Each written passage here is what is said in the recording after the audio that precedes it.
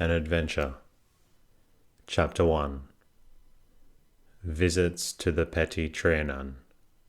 Miss Morison's account of the first visit to the Petit Trion, August 1901. After some days of sightseeing in Paris, to which we were almost strangers, on an August afternoon, 1901, Miss Lamont and I went to Versailles. We had very hazy ideas as to where it was or what there was to be seen. Both of us thought it might prove to be a dull expedition. We went by train and walked through the rooms and galleries of the palace with interest, though we constantly regretted our inability, through ignorance, to feel properly the charm of the place. My knowledge of French history was limited to the very little I had learnt in the schoolroom, historic novels, and the first volume of Justin McCarthy's French Revolution. Over 30 years before my brother had written a prize poem on Marie Antoinette, for whom at the time I had felt much enthusiasm. But the German occupation was chiefly in our minds, and Miss Lamont and I thought and spoke of it several times. We sat down in the salle de glace, where a very sweet air was blowing in at the open windows, over the flower beds below, and finding that there was time to spare, I suggested going to the Petit Trion. My sole knowledge of it was from a magazine article read as a girl, from which I received a general impression that it was a farmhouse where the Queen had amused herself. Looking in the Baedeker's map, we saw the sort of direction, and that there were 2 Trianons, and set off. By not asking the way we went an unnecessarily long way round, by the great flights of steps from the fountains, and down the central avenue, as far as the head of the long pond. The weather had been very hot all week, but on this day the sky was a little overcast, and the sun shaded. There was a lively wind blowing. The woods were looking their best, and we both felt particularly vigorous. It was a most enjoyable walk. After reaching the beginning of the long water, we struck away to the right down woodland glade until we came obliquely to the other water, close to the building, which we rightly concluded to be the Grand Trianon. We passed it on our left hand, and came up a broad green drive perfectly deserted. If we had followed it, we should not have come immediately to the Petit Trianon, but not knowing its position, we crossed the drive and went up a lane in front of us. I was surprised that Miss Lamont did not ask the way from a woman who was shaking a white cloth out of the window of a building at the corner of the lane, but followed, supposing that she knew where she was going to. Talking about England and mutual acquaintances there, we went up the lane, and then made a sharp turn to the right, past some buildings. We looked in at an open doorway, and saw the end of a carved staircase, but as no one was about, we did not like to go in. There were 3 paths in front of us, and as we saw two men, a little ahead on the center one, we followed it, and asked them the way. Afterwards, we spoke of them as gardeners, because we remembered a wheelbarrow of some kind close by and the look of a pointed spade, but they were really very dignified officials, dressed in long greyish-green coats, with small three-cornered hats. They directed us straight on. We walked briskly, talking as before, but from the moment we left the lane, an extraordinary depression had come over me, which, in spite of every effort to shake off, steadily deepened. There seemed to be absolutely no reason for it. I was not at all tired, and was becoming more interested in my surroundings. I was anxious that my companion should not discover the sudden gloom upon my spirits, which became quite overpowering on reaching the point where the path ended, being crossed by another, right and left. In front of us was a wood, within which, and overshadowed by trees, was a light garden kiosk, circular, and like a small bandstand, by which a man was sitting. There was no green sward, but the ground was covered with rough grass and dead leaves as in a wood. The place was so shut in that we could not see beyond it. Everything suddenly looked unnatural, therefore unpleasant. Even the trees, being the building, seemed to have become flat and lifeless, like a wood worked in tapestry. There were no effects of light and shade, and no wind stirred the trees. It was all intensely still. The man sitting close to the kiosk, who had on a cloak and a large shady hat, turned his head and looked at us. That was the culmination of my peculiar sensations, and I felt a moment of genuine alarm. The man's face was most repulsive, its expression odious. His complexion was very dark and rough. I said to Miss Lamont, "Which is our way?" but thought nothing will induce me to go left. It was a great relief at the moment to hear someone running up to us in breathless haste. Connecting the sound with the gardeners, I turned and ascertained that there was no one on the paths, either to the side or behind.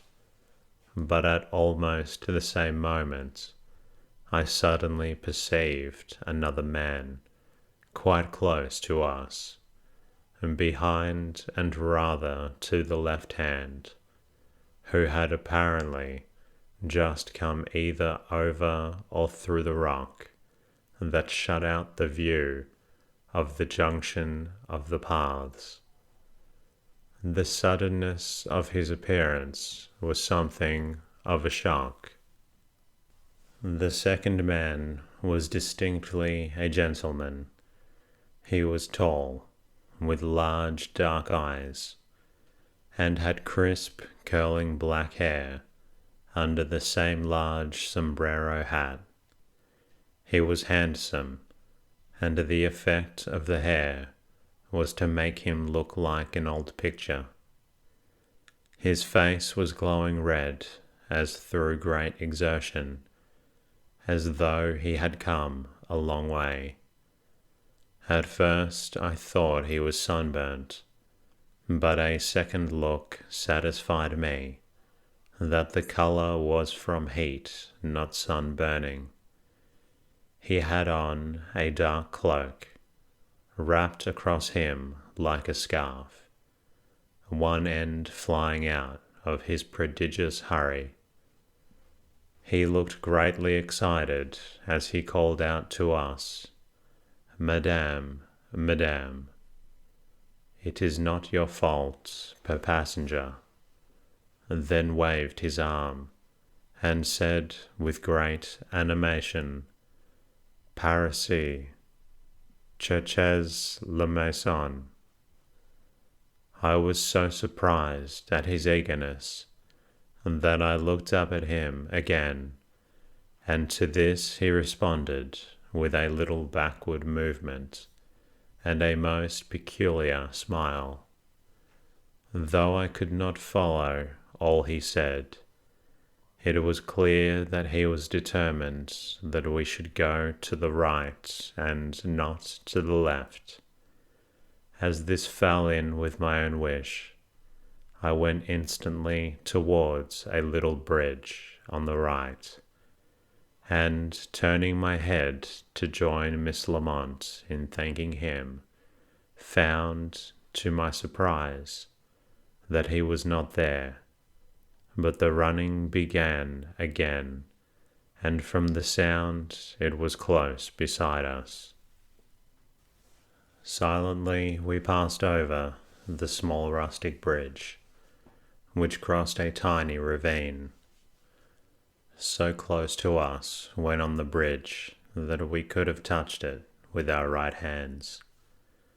A thread-like cascade fell from a height down a green, pretty bank, where ferns grew between stones, where the little trickle of water went to I did not see, but it gave me the impression that we were near other water, though I saw none.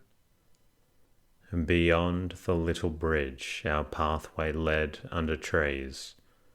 It skirted a narrow meadow of long grass, bounded on the further side by trees, and very much overshadowed by trees growing in it. This gave the whole place a sombre look, suggestive of dampness, and shut out the view of the house until we were close to it. The house was a square, solidly built small country house, quite different from what I expected. The long windows looking north into the English garden, where we were shuttered. There was a terrace round the north and west sides of the house, and on the rough grass, which grew quite up to the terrace, and with her back to it, a lady was sitting, holding out a paper as though to look at it from arm's length.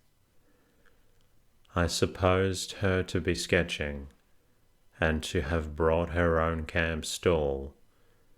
It seemed as though she must be making a study of trees, for they grew close in front of her, and there seemed to be nothing else to sketch. She saw us, and when we passed close by on her left hand, she turned and looked full at us. It was not a young face, and though rather pretty, it did not attract me. She had on a shady white hat, perched on a good deal of fair hair that fluffed round her forehead. Her light summer dress was arranged on her shoulders in handkerchief fashion, and there was a little line of either green or gold near the edge of the handkerchief, which showed me that it was over, not tucked in to her bodice, but it was cut low. Her dress was long-waisted, with a good deal of fullness in the skirt, which seemed to be short. I thought she was a tourist, but that her dress was old-fashioned and rather unusual. I looked straight at her, but some indescribable feeling made me turn away, annoyed at her being there. We went up the steps onto the terrace, my impression being that they led up direct from the English garden, but I was beginning to feel as though we were walking in a dream. The stillness and oppressiveness were so unnatural. Again, I saw the lady, this time from behind, and noticed that her fichu was pale green. It was rather a relief to me that Miss Lamont did not propose to ask her whether we could enter the house from that side. We crossed the terrace to the southwest corner and looked over into the cour d'honneur, and then turned back, and seeing that one of the long windows overlooking the French garden was unshuttered. We were going towards it then when we were interrupted. The terrace was prolonged at right angles in front of what seemed to be a second house. The door of it suddenly opened, and a young man stepped out onto the terrace, banging the door behind him. He had the jaunty manner of a footman, but no livery, and called to us, saying that the way into the house was by the cour d'honneur, and offered to show us the way round. He looked inquisitively amused as he walked by us down the French garden till we came to the entrance into the front drive. We came out sufficiently near the first lane we had been in to make me wonder why the garden officials had not directed us back instead of telling us to go forward. When we were in the front entrance hall, we were kept waiting for the arrival of merry French wedding party. They walked arm in arm in a long procession round the rooms, and we were at the back, too far off from the guide to hear much of his story. We were very much interested, and felt quite lively again.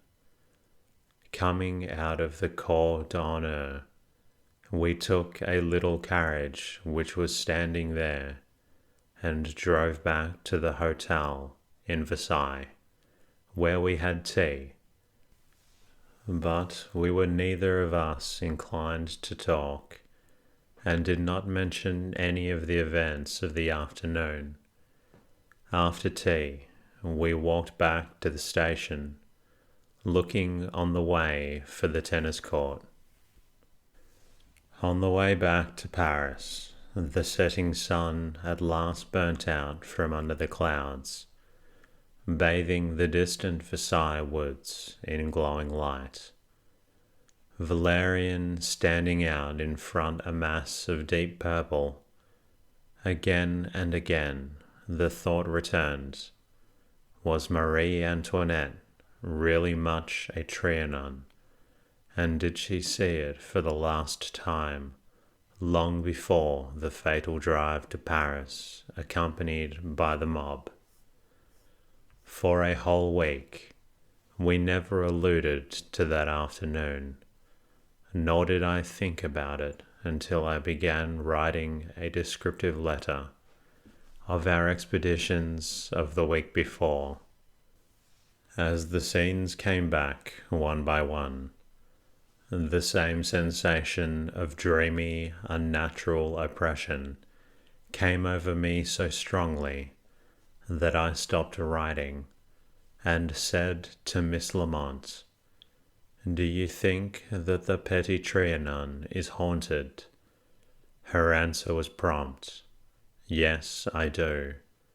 I asked her where she felt it, and she said, in the garden where we met the two men, but not only there. She then described her feeling of depression and anxiety, which began at the same point as it did with me, and how she tried not to let me know it. Talking it over, we fully realized for the first time the theatrical appearance of the man who spoke to us, the inappropriateness of the wrapped cloak on a warm summer afternoon, the unaccountableness of his coming and going, the excited running which seemed to begin and end close to us, and yet always out of sight, and the extreme earnestness with which he desired us to go one way and not another. I said that the thought had crossed my mind that the two men were going to fight a duel, and that they were waiting until we were gone. Miss Lamont owned to having disliked the thought of passing the man of the kiosk. We did not speak again of the incident during my stay in Paris, though we visited the concierge prisons and the tombs of Louis XVI and Marie Antoinette at St. Denis, where all was clear and fresh and natural. 3 months later, Miss Lamont came to stay with me, and on Sunday, November 10th, 1901, we returned to the subject, and I said, if we had known that a lady was sitting so near us sketching it, would have made all the difference, for we should have asked the way. She replied that she had seen no lady.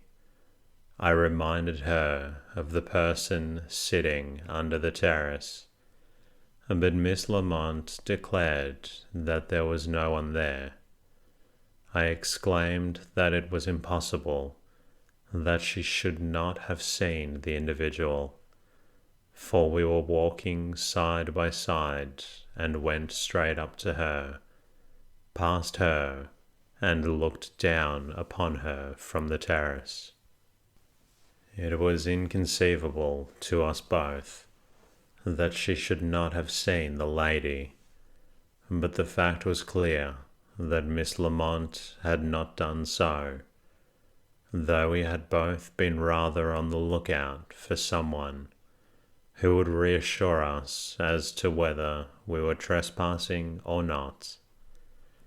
Finding that we had a new element of mystery, and doubting how far we had seen any of the same things, we resolved to write down independent accounts of our expedition to Trion, read up its history, and make every inquiry about the place.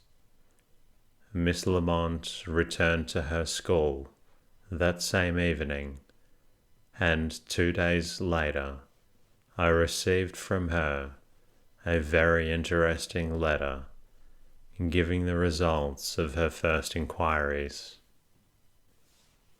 Miss Lamont's account of her first visit to the Petit Trianon in 1901. August 1901. In the summer of 1900, I stayed in Paris for the first time, and in the course of that summer took a flat and furnished it, intending to place a French lady there in charge of my elder schoolgirls.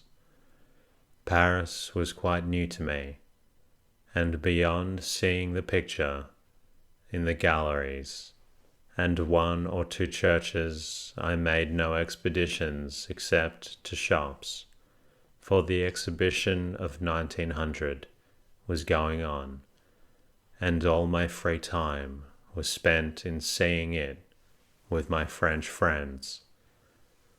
The next summer, however, 1901, when after several months and at my school in England, I came back to Paris, it was to take the first opportunity possible of having a visitor to stay there, and I asked Miss Morison to come with me.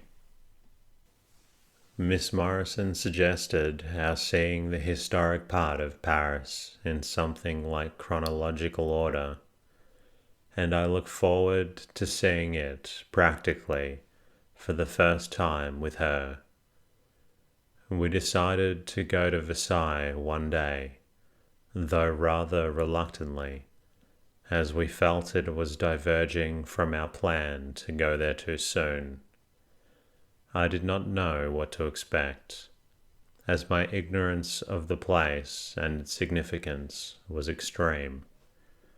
So we looked up general directions in Baedeker and trusted to finding our way at the time. After spending some time in the palace, we went down by the terrace and struck to the right to find the Petit Trianon.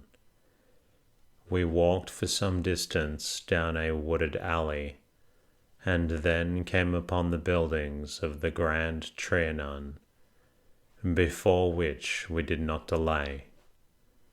We went on in the direction of the Petit Trianon, but just before reaching what we knew afterwards to be the main entrance, I saw a gate leading to a path cut deep below the level of the ground above, and as the way was open and had the look of an entrance that was used, I said, "Shall we try this path? It must lead to the house," and we followed it. To our right we saw some farm buildings, looking empty and deserted. Implements, among others a plough, were lying about. We looked in, but saw no one. The impression was saddening, but it was not until we reached the crest of the rising ground, where there was a garden, that I began to feel as if we had lost our way, and as if something was wrong. There were two men there in official dress, greenish in color, with something in their hands. It might have been a staff. A wheelbarrow and some other items were seen nearby. They told us, in answer to my inquiry, to go straight on. I remember repeating my question, because they answered in a seemingly casual and mechanical way, but only got the same answer in the same manner.